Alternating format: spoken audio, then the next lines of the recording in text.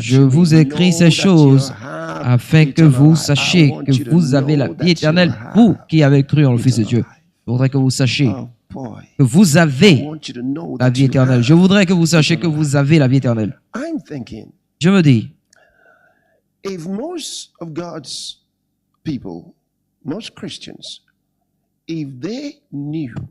si la plupart des enfants de Dieu, s'ils savaient qu'ils avaient la vie éternelle, il y aura une différence dans la façon dont ils vont vivre. Je me pense bien. Je le pense bien. Il y a trop de chrétiens qui ne vivent pas comme s'ils avaient la vie éternelle parce qu'ils ne le comprennent pas. Et c'est la raison pour laquelle il a écrit. Parce qu'il a dit, je voudrais que vous sachiez. Je voudrais que vous sachiez que vous avez la vie éternelle. Pas que vous l'aurez. Retournez au verset 11. Il dit, voici le témoignage, voici le rapport. C'est que Dieu nous a donné. Vous voyez ça? Verset 13, il dit, je vous ai écrit. Je vous ai écrit afin que vous sachiez que vous avez la vie éternelle. Vous avez.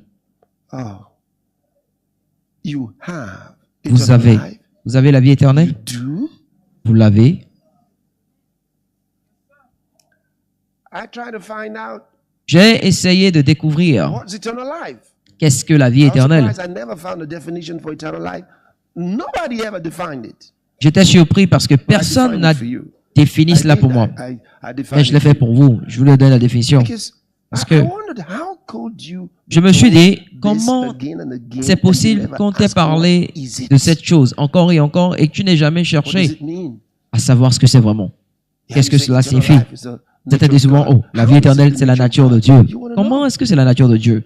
Vous devriez vouloir en savoir plus. Comment est-ce que c'est la nature de Dieu?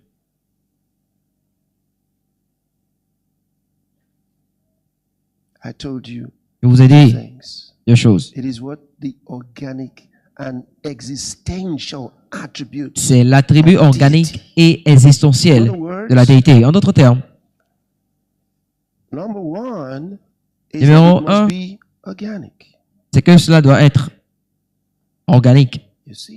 Ouais. Si c'est la vie réelle, une vraie vie,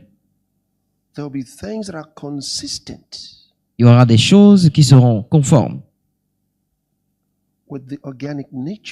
avec la nature organique de cette entité. Numéro 2, cette vie doit être existentielle. Cela voudra dire que la compréhension qu'il existe doit être là.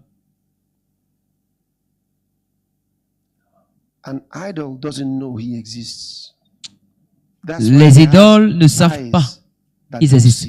Voilà pourquoi ils ont des yeux qui ne voient pas, des oreilles qui n'entendent pas, n'est-ce pas? Ils ont une bouche, mais ils ne parlent pas. Et ils ont des jambes, mais ils ne bougent pas. Il faut qu'on les déplace de lieu en lieu. Ils ne savent pas qu'il existe.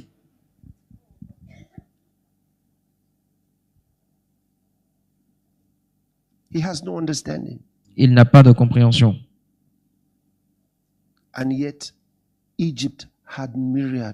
Et pourtant, l'Égypte avait une myriade de dieux. Vous vous rappelez? Ils avaient une myriade de dieux. Des idoles.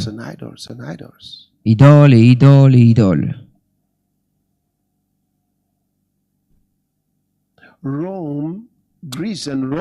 Rome et Grèce avaient des dieux célestes.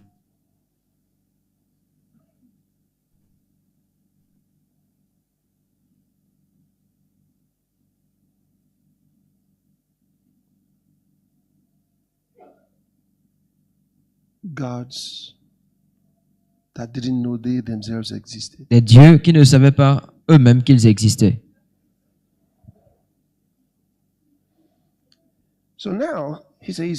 Et donc, ici, il dit que vous avez la vie éternelle.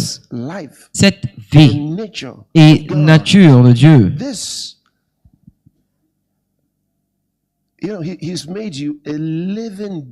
Vous savez, il a fait de vous un être vivant qui a la capacité de transférer la vie.